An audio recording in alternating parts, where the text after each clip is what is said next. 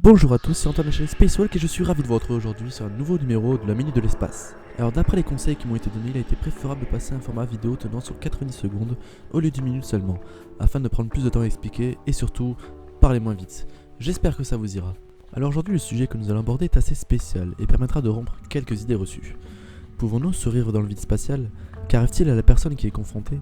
Explose-t-elle? Gèle-t-elle? Allez c'est parti, répondons à ces questions. 6, 5, 4, 3, 2, 1, 0. All engine running. Liftoff. Spacewalkers, a spacewalk. Spacewalk is always very exciting.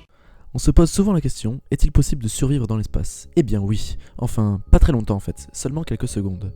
Il est tout de même possible de survivre plus longtemps, mais dans un état inconscient. Et non, l'idée reçue que nous exposons littéralement au moindre contact du vide spatial est fausse. Explication. Alors admettons tout d'abord que vous vous retrouviez à devoir sortir dans le vide spatial pour une raison X ou Y. La première chose à faire serait avant tout de ne surtout pas inspirer et garder votre oxygène dans vos poumons, mais plutôt de les vider au maximum. La pression est si faible dans l'espace que la différence entre vos poumons et le milieu extérieur les ferait éclater instantanément. Alors pensez à balayer vos vieux réflexes avant. Si vous y pensez, vous allez pouvoir survivre une vingtaine de secondes avant de tomber dans les pommes.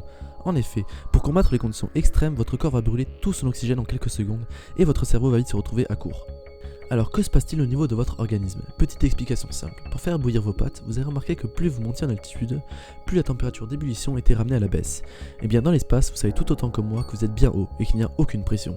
Donc des bulles de gaz vont se former dans votre sang et il va se mettre à bouillir. Je n'ose même pas imaginer la douleur qui doit être atroce.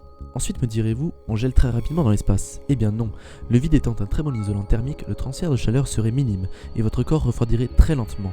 Le froid n'est donc pas un danger immédiat. L'autre danger qui n'est pas à négliger, mais qui ne vous tue pas sur le coup, est le fait que sans combinaison, vous vous retrouvez exposé aux rayons cosmiques, qui vous irradierez de façon intensive et vous développerez très rapidement des mutations. Cancérigènes bien sûr. N'imaginez pas un troisième bras vous sortir du torse, ou bien même de voir votre pilosité exploser. Alors voilà, si cela vous arrive, et j'en doute, vous pouvez survivre un certain temps sans forcément avoir des séquelles. Mais plus vous y restez exposé longtemps, plus elles seront nombreuses, tant au niveau cérébral que physiquement parlant. La seule chose que vous pouvez faire, c'est espérer que quelqu'un vous récupère très rapidement. Alors voilà, c'est la fin de la vidéo et j'espère qu'elle vous aura plu et que c'est bien mieux étalé sur 90 secondes. N'hésitez surtout pas à donner vos commentaires et à me donner des idées de futures vidéos abordables sur 90 secondes. Sinon, mettez un beau petit pouce bleu, partagez et abonnez-vous, ça me ferait vraiment plaisir. En attendant, je vous dis à la prochaine minute de l'espace pour de nouvelles découvertes incroyables.